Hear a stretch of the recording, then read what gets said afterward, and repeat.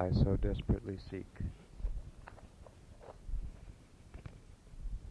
Sheridan Square, 8 p.m. Saturday night, and it's cold. Drinking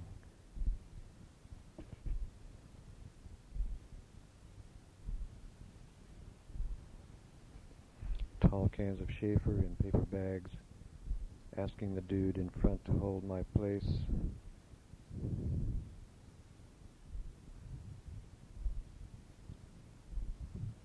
In front of the line to hold my place as I run for another beer and another, and the New York Times truck is late and everyone in this long line is getting fidgety. Sweaty palms, withdrawal. Where is it? Come on already. I want my paper. Where is it?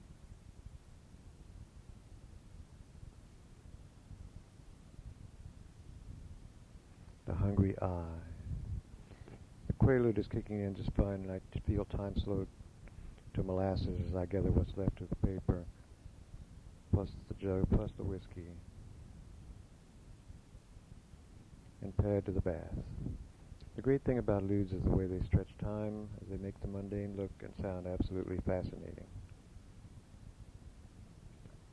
Lude me up and I can read any news item as shorthand for the whole human circus. Next stop, wacky deal. I slide into the hot bath.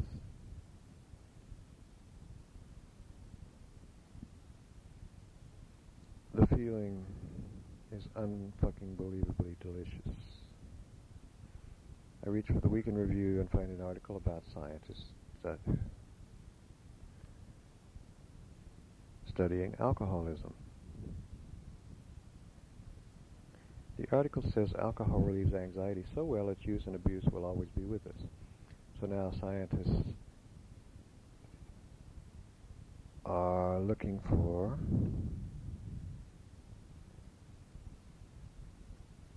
a better booze, which is sort of like saying there's a better cooze on the scientific horizon. Anyway, better booze will have no hangover, which is guaranteed to hook everyone in sight. Imagine if you could drink as much as you wanted and feel just great.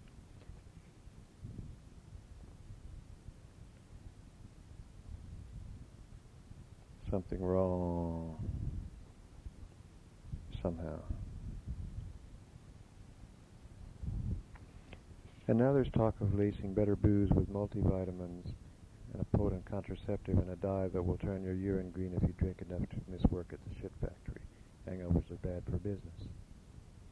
Lab tests show one drinker in 10 is a hardcore juicer, mouse or man. It's all too neat, this biological predisposition bullshit. So I like the click of ludes and beer, so I've chosen to pay the biologic price. So alcohol causes 80% of the fire deaths.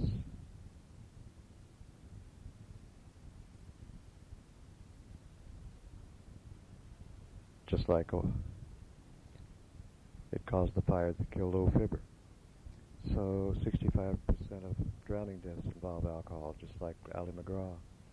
So 77% of the falls involve alcohol, like me falling down the stairs. So 55% of the arrests, like me in handcuffs. 40% of the assaults, I slugged the waffle butt.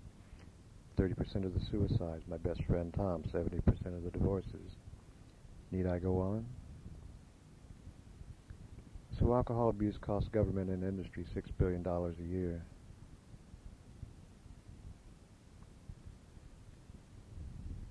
And drunk driving costs $25 billion a year. 90% of the assaults, 60% of the murders. The Week in Review. Blah, blah, blah. New York Times.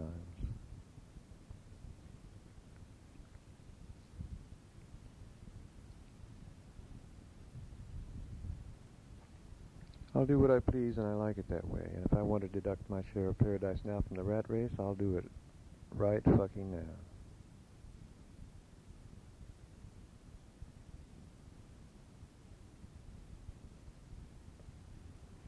It all makes perfect sense to me, especially because I've got that magic click.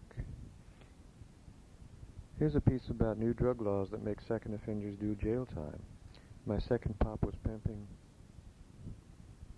pot and ludes. Ludes is a Class C felony. Now one roach, one dried out pot seed, one little blue pill could slam me away for a year. For years. This is, I suppose, reason to think twice.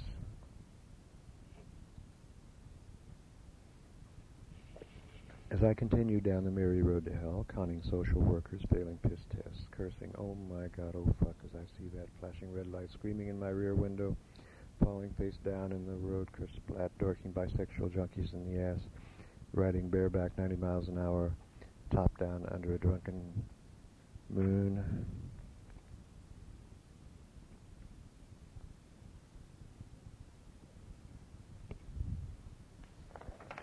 Play it safe. Strap yourself in. Give the big boss your best wage slave stool sample and smile when he says bend over and spread your cheeks and writes a number on your chest with magic marker. To them I'm motor meat. Another white nigger and an old jalopy who fits the WW8 profile.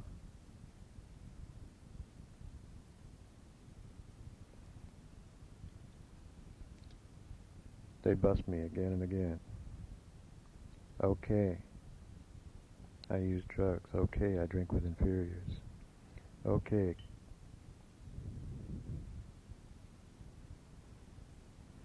Computers talk to computers. Charlie McGee, urgent priority, suspect is cross-addicted, alcoholic, 10-time loser, degenerate, lock McGee in cooler, toss the key, quarantine, special alert, isolate and neutralize subversive tendencies, priority.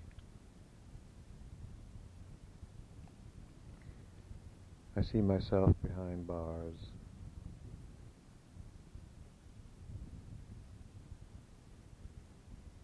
One day.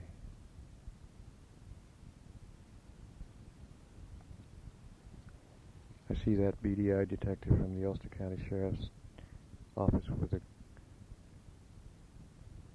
search warrant and a garbage bag for all my kiddie porn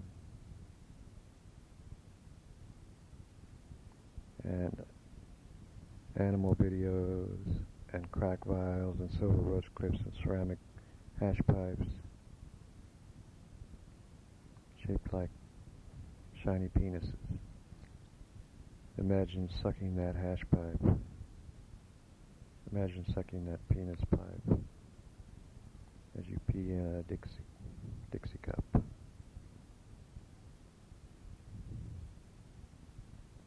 As you pee in a mason jar.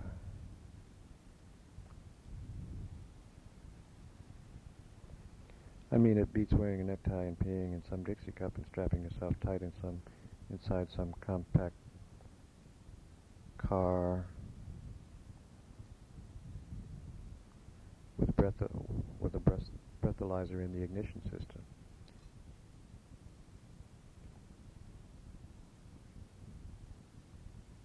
License plates that read 2 DWIs for lucky drunks who finish treatment and pay $3,000 a year for bullshit insurance.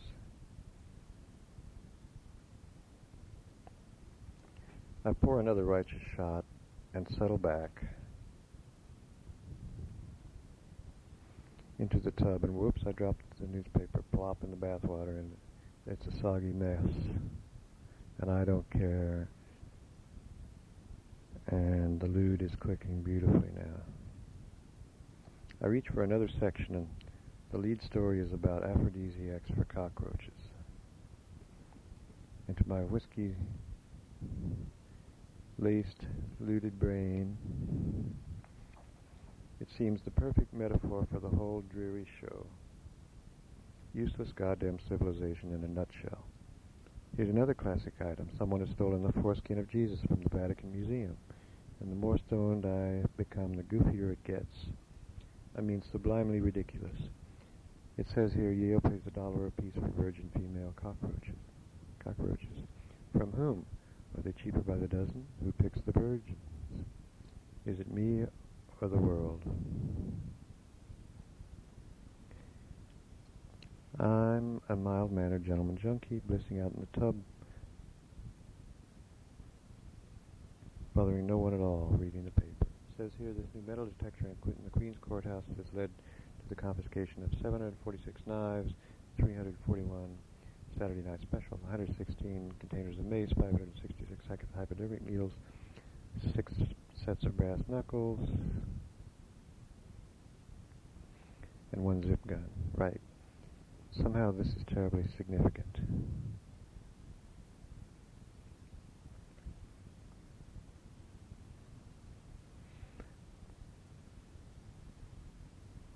I wonder at the other layers of the onion, the stories behind the stories.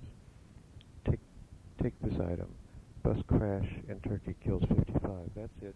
Name of the town and date, and the driver lost control. Nothing about how weird little Abdul kept speckled pigeons on the roof, or Uncle Mustafa had a fat mistress who liked puffy sweets with almonds. Just 1 zip gun and 55 Turks are pushing up poppies. I'd rather see the Sunday Times filled with every little detail about those 55 Turks and their little brown babies and their cockroaches and how they don't need brass knuckles and hypodermic needles because they don't get media mad and stoned in the tub and drunk like me.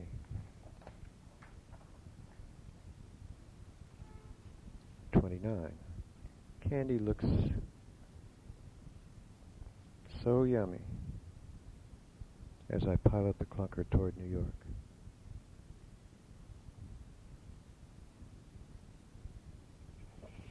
I'm thinking of Mighty Swallow yesterday at the Woodstocker, waiting for Candy to visit the bathroom and then breathing fire, laying this whole guilt trip on me.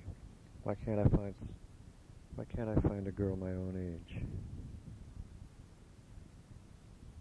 Why can't I find a woman my own age? She says, I am floored by the depth of her scorn, her impassioned rejection of my every dream. A woman my own age? For what? I mean, what on earth?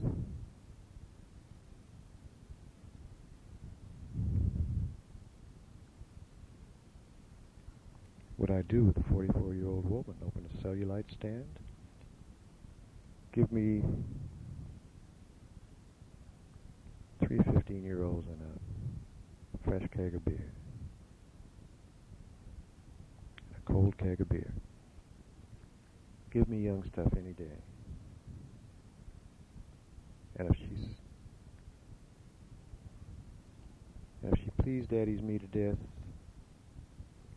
then I'll check out smiling. Give me youth and let me be, just like now.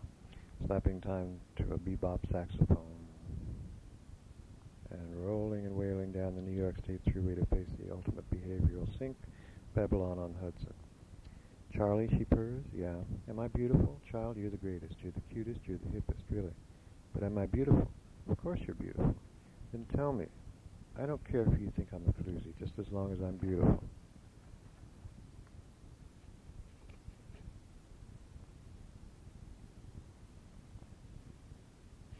You sound like my second wife. She used to say she didn't care if the lot was clean, just as long as it looked clean.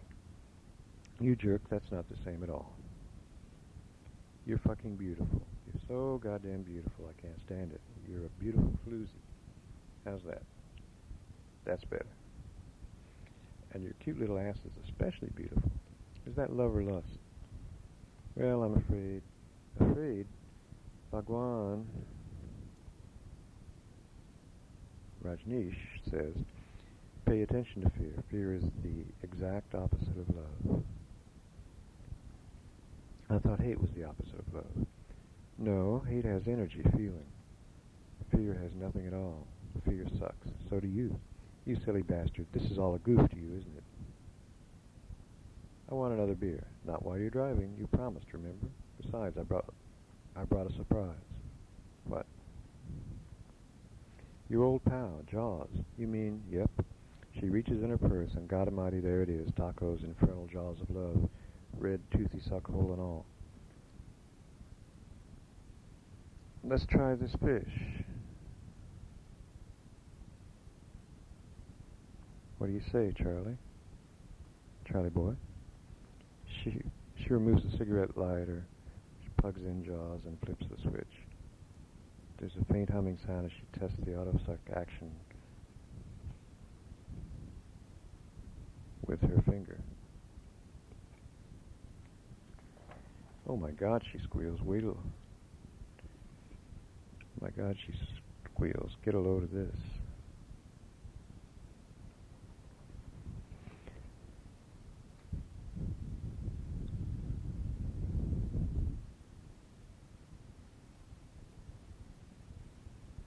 I gulp as Candy unbuckles my belt, unzips my fly, parts my long underwear.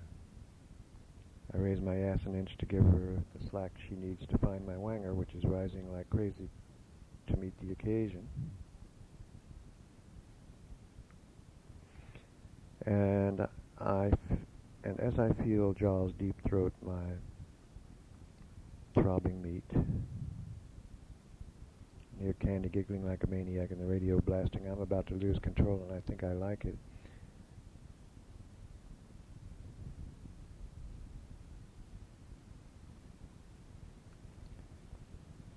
I swoon and I think, dear God, let me die like this. How's that feel, Charlie? Pretty good suck? Oh my God. You like it? Like it.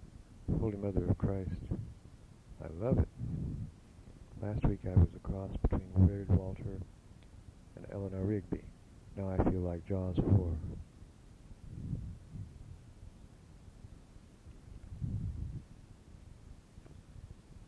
Now I feel like Rocky and Jaws 4. Suck me dry, shark. I glance down to watch with stoned fascination as the amazing rubber contraption devours my quivering cock. And as I look back to Mom and Dad and Buddy and Sis pushing down this same superhighway, I wonder if anyone is feeling what I'm feeling. Somehow I doubt it very much. It is all a phantasmagorical dream. Somewhere off the map of high school fantasies and into unknown erotic territory. And I know moments like this make it all worthwhile. The hangovers, the authorities, the whole unbelievable sex and drugs roller coaster. A car passes with two sleepy humanoids inside, and I roll down my window and scream, I'm being sucked by a shark, goddammit. And they look at me strangely.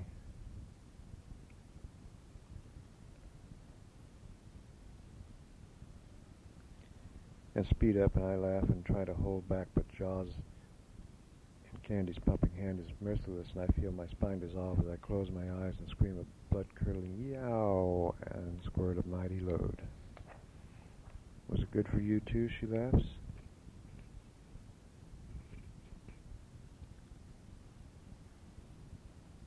Was it good, she laughs. Are you fucking kidding me, I pant? Got your rocks off good, huh?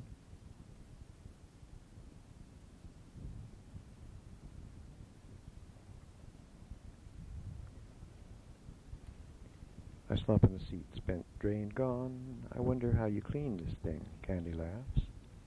She throws Jaws in the back seat, puts on a blues tape. And as the music takes me away, she holds my arm and strokes my thigh and whispers, Charlie, you're the greatest. And I think, well, I rest my case. I know my time is near.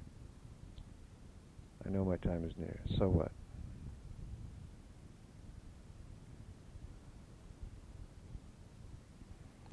This is it. This is what I want. This is what I've always wanted. And I'm tired of pretending otherwise. I swear I've never felt happier in any single moment in my life.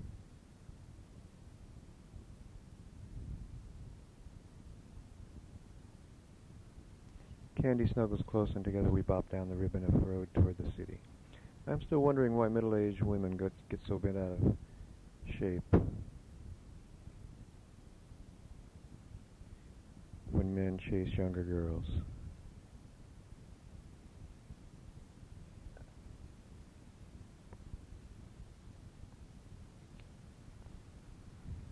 Is it such a threat?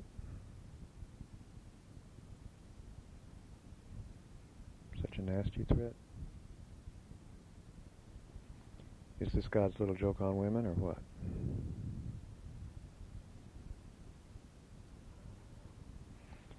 they secretly wish they were free to chase teenage boys, make loves to macho sharks? I wonder. I slow to pay the toll, still breathing hard, shaky and delightfully unsettled. The toll taker is wearing a bored, grouchy look, and I give him the pink ticket and $2 and tell him to keep the change. He looks at me like I'm crazy, and I think, brother, at this point in time you may be right, but I just did a threesome with a Coke brat and a hungry fish, and how's your day going so far?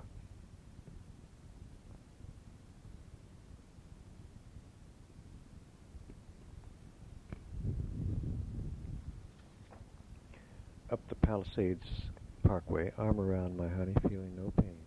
We zip across the George Washington Bridge, cut into busy traffic on the West Side Highway. Candy nibbles my ear. I ask her to stop. Why? It's dangerous, hon. Look at this traffic. Just chill out till we get to the loft, okay? I make the turn at 42nd Street, and as we drive down 11th Avenue, I see the sad-eyed hookers trolling the sidewalks. The spew of exhaust, the ugly vibration bath that is New York.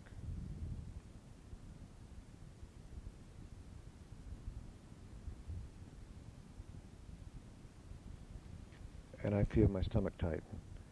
By the time we reach Canal Street, all the free-floating anxiety is back. The ugly life is cheap, and so are you feeling that infects Manhattan Island.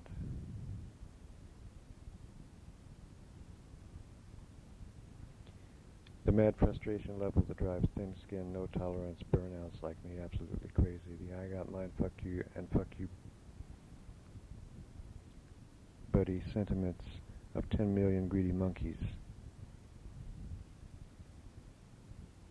fighting for one small rock.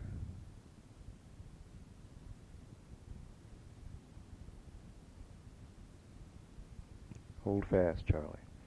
I stop for a red light. A ragged bum staggers over and swipes at my windshield with a greasy rag.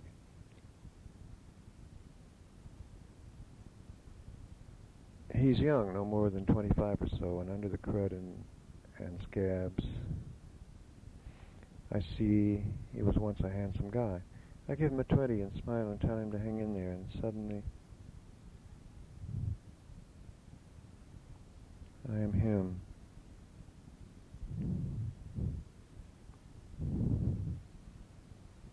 And I share his pain, and I wonder who's the inferior here, and am I truly seeing clearly or just warming up for that epic soul suck commonly known as the Big Apple.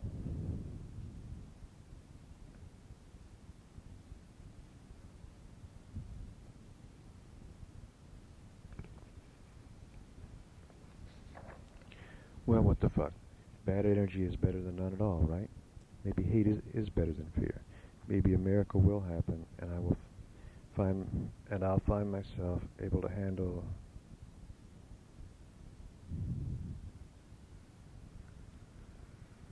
the whole city trip.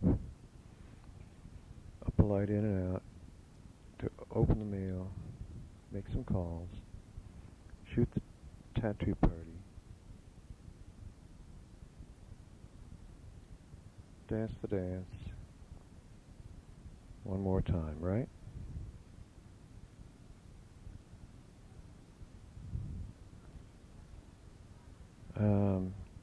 Tell stories here about the parking garage and the expensive tow job with the hangover and going to pick up the car. The parking attendant gives me a sly grin, like I'm hip that ain't your daughter, Jim, and I dig that he knows, and I smile back. I'm proud as punch as we walk the 3 blocks to my loft, watching horny sidewalk guys all eyeball my sweetie pie, knowing she's all mine. So far, so good. Despite the tight stomach, I feel too good, too high. I wonder how long it will take before New York does its number on me. Right on cue, a lunatic appears. Psycho. Sticks a bunch of wilted flowers in my face, gives me a twisted smile. Flowers, man, he whispers. I tell him to get lost. Oh, come on, he taunts.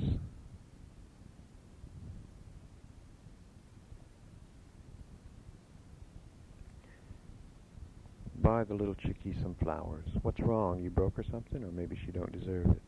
I grit my teeth, grab candy, try to hurry on. But he stays right with us, yelling now. She don't deserve it, man. She didn't suck your ding-dong today. She didn't... Hey, I yell, turning to face the screaming psycho. Don't fuck with me, man, he screams.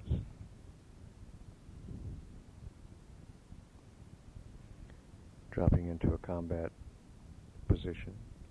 Welcome home. I am trembling as we approach my building.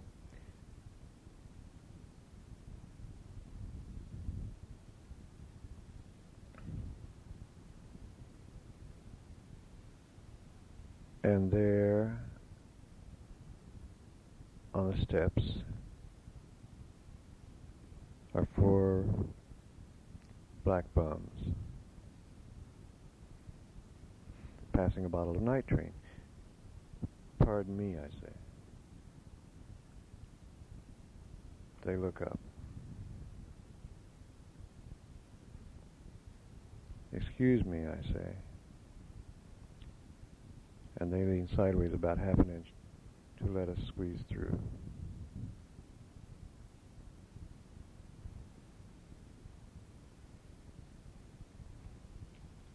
I am pissed. They're laughing. Drunkenly. Upstairs I scan the mail. My blood freezes as I spot the thick brown envelope from Silverstein, my landlord.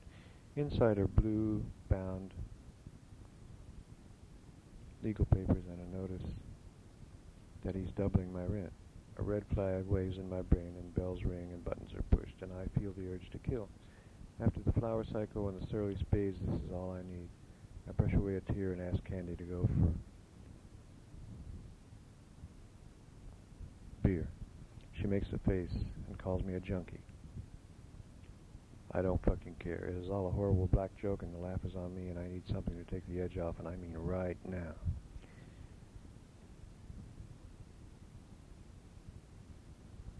Candy runs for a six-pack and I find and swallow half a lewd. I collapse at the desk in a daze, sorting the rest of the mail. Bills, bounce checks, threatening letters. There's a picture story with a Xerox rejection letter and all the prints creased because some asshole left out the cardboard stiffener. Everybody lacking, wanting, not one goddamn soul offering to give me something. Just this good old New York, gimme, gimme, gimme. Just this same, hey Charlie, listen, I need, well, friends, I need too, goddammit.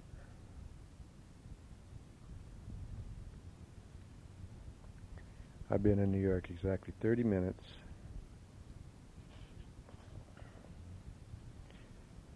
And already I've been hustled, threatened, insulted, and ripped off. Either I gotta get out of this pressure cooker fast, or I load up on dope to keep the demons at the door. I mean, God Almighty. Allison is back with my beer. As I inhale the first can, she shakes her head. Why are you so upset, Charlie? It's nothing, she says. And I see the city bullshit hasn't touched her at all, and I realize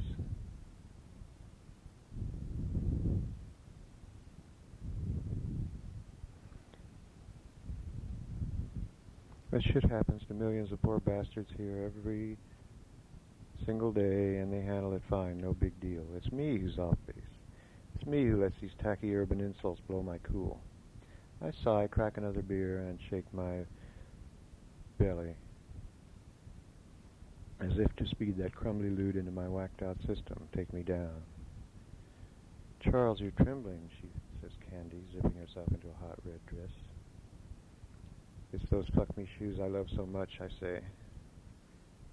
And I know she's off to be a bad girl.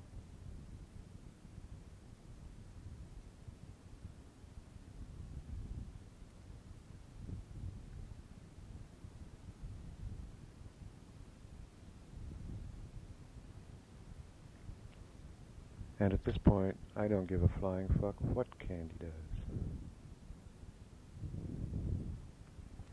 I'm going to photograph the tattoo party, I say. You and your tattoos, she replies. I want to see my friends. Can I have some money? I just gave you. Oh, please? I hand her a 20. Please? I hand her 40 more. I know she'll stand here.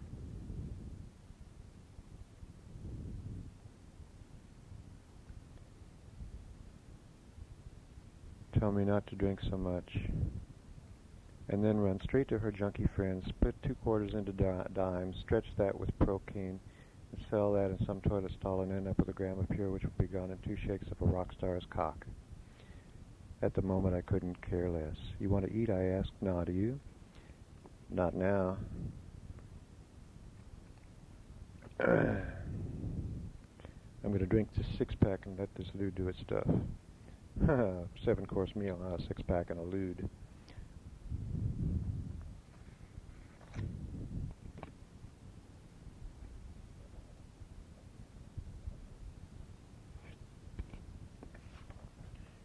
I'm going to see my friend, she says, and poof, she's gone and the loft is quiet.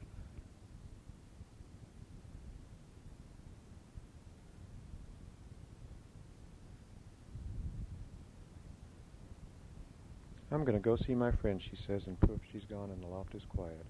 And as I sit and sip my beer and feel the warm tears stain my face, I ask myself for the 10,000th time why all this is happening to me.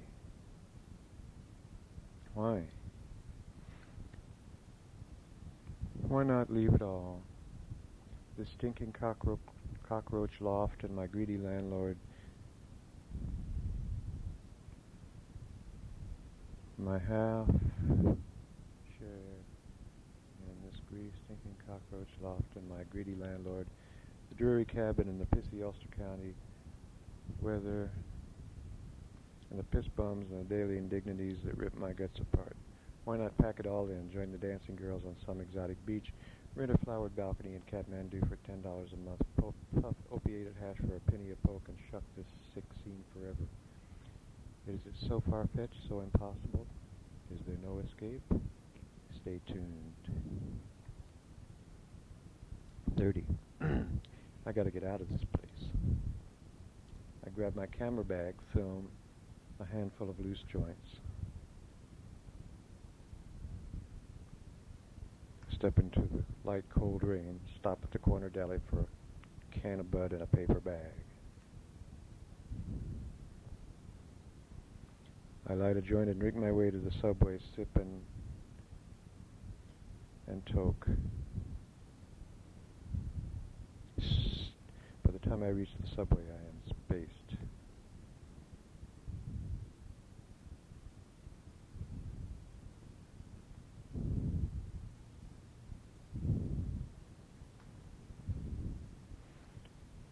I light a joint and drink my way, sip and toke. By the time I reach the subway, I am spaced. The 2-stop ride is the usual cattle car. I am flying like Van Gogh on cheap acid, eyes too big for my own good. Seeing ghetto graffiti, smart-ass teens beating down commuters. At Astor Place, I'm out the sliding doors and into another deli for a fresh beer.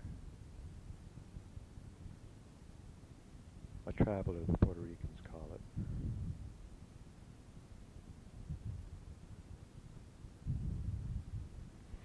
And as I walk across St. Mark's Place, I see a whole new generation of bohemian drunks, hard and fast, rising hard and fast to take my place. Hop-top punks with nothing to lose.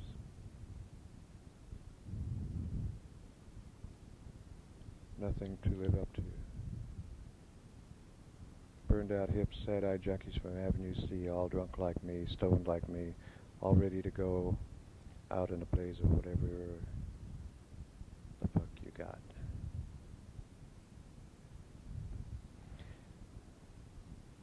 Down 2nd Avenue, past piss bums and crackheads and broken glass and assorted dog turds. I passed the site of the old Fillmore Auditorium, now a slick gay disco.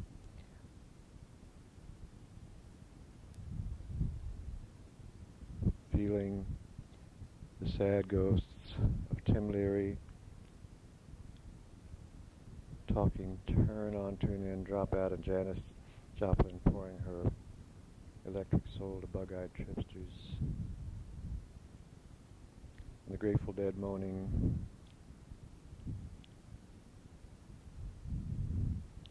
to ecstatic tie-dye crowds and Joshua's lights melting like weird ectoplasmic nightmares on the big screen. Now the acid pranksters are balding farts. Driving Japanese station wagons with automatic transmissions and reading the obits to see who died young and unloved like me.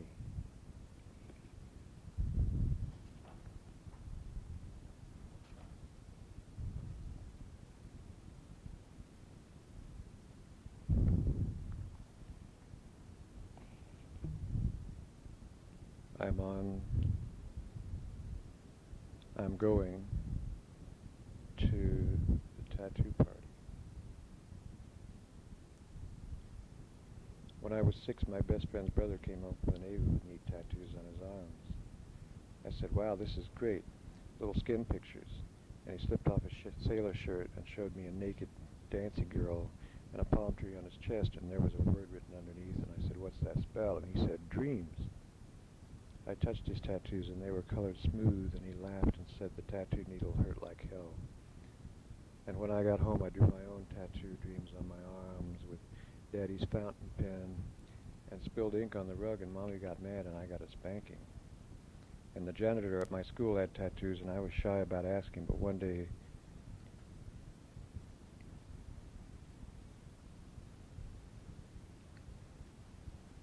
I said, "Did it hurt?" And he said, "I don't remember, son, I was drunk." And I ran home and told Mommy the janitor had tattoos and got drunk.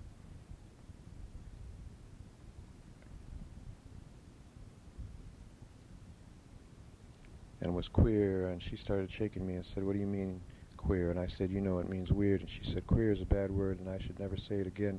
Good boys don't get tattoos."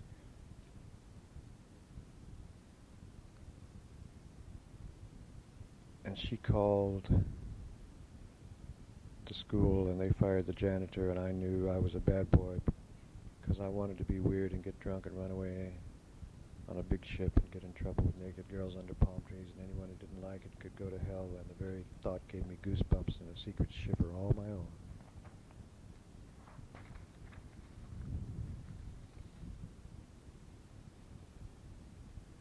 Tattoos make me high. Tattoos give me an excuse to chase bad girls. Tattoos are exciting. Here we go again. Left on East 7th, past the ratty tenement where I used to ball old what's-her-name, the stoned-out chick with a sitar who gave me homemade wine and a terrible glass dose of clap. She lived on the top floor, 5 flights of creaking stairs, smells of stale piss and cooking cabbage, 2 police locks on one scarred wooden door, smile on her round face and a joint behind each ear.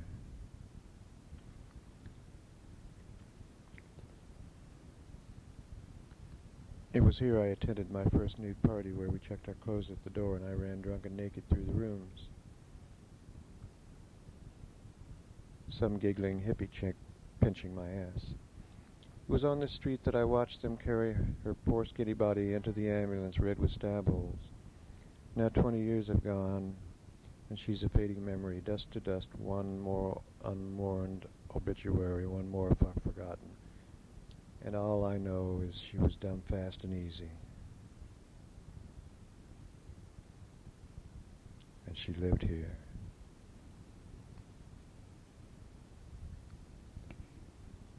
On around the corner is the storefront gallery where the tattoo tribes gather first Monday of each month. There are 20 or so scuzzy biker types and a couple of fat chicks. I see one skinny dude with a big nose and pimples, and about 100 ugly tattoos and a t-shirt reading "Life is a bitch and then you die," and I reach for my camera and hook up the strobe and pow, I'm flashing away like some jerk, telling him he's beautiful, all the time wondering what the fuck the fascination can be, knowing this guy is meant for some book called Mondo Sicko, and so am I. Tonight is biker night. There are greasy Harley hunks everywhere. Leather's wet from the cold spitting rain outside. Real honest-to-God outlaws with pierced noses and leather whips for belts, carrying cases of beer and gallons of cheap wine, and offering plastic baggies of dope, all gathering in this godforsaken East Village gallery to drink and toot and get it on. "Hey, Charlie," laughs one giant greaser, "you ever get yourself tattooed, or are you still a voyeur?" And he laughs a body laugh, and his friends regard me, the peeping Tom, the weird photographer guy, the geek with the cameras, who hangs around tattoo meetings waiting for tit shots.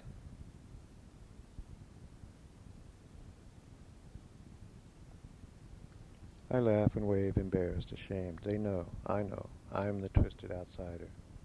I'm the creepy weirdo. I walk to the table. I walk to the bar. I walk to the wine table and examine the options. Pour a shot from the wine jug in a paper cup and gag as the taste reminds me of 1,000 cheap drunks.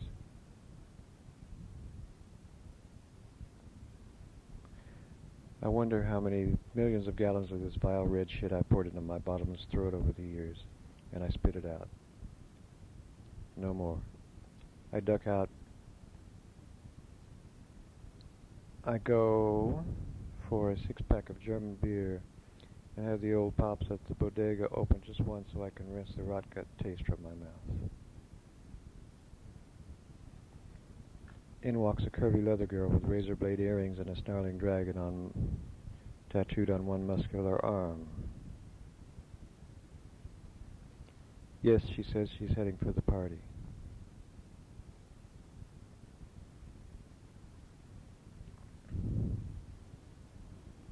All right. Back at the bash, the scene is looking up with new hordes of freaky born-to-lose vandals turning up with party in their eyes.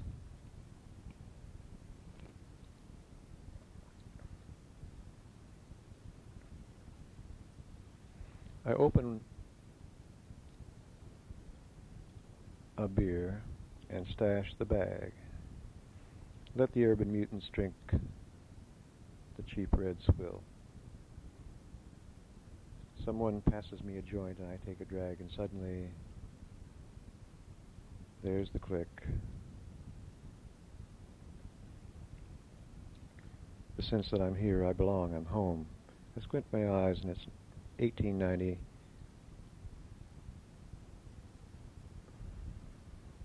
Where men are men and whores are whores and anything goes and whiskey costs a nickel.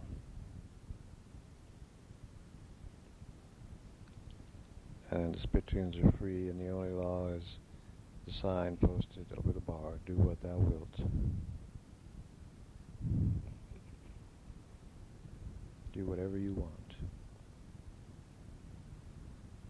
Do whatever the fuck you please. You want to go around once.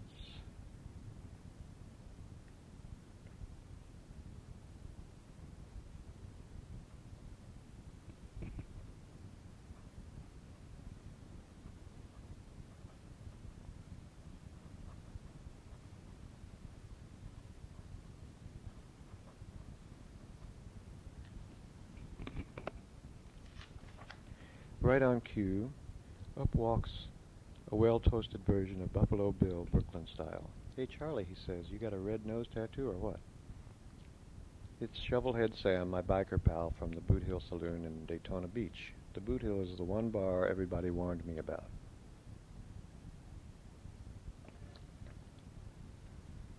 "You go to the Boot Hill," they said, "and start flashing pictures and you'll be wearing your asshole around your ears in about 2 seconds. I asked Shovelhead Sam to take me there. I had visions of motor oil fucks on green pool tables, Hell's Angels stuffing scooter sluts on against the jukebox. Instead, I found a vibe so thick and fast and hard it's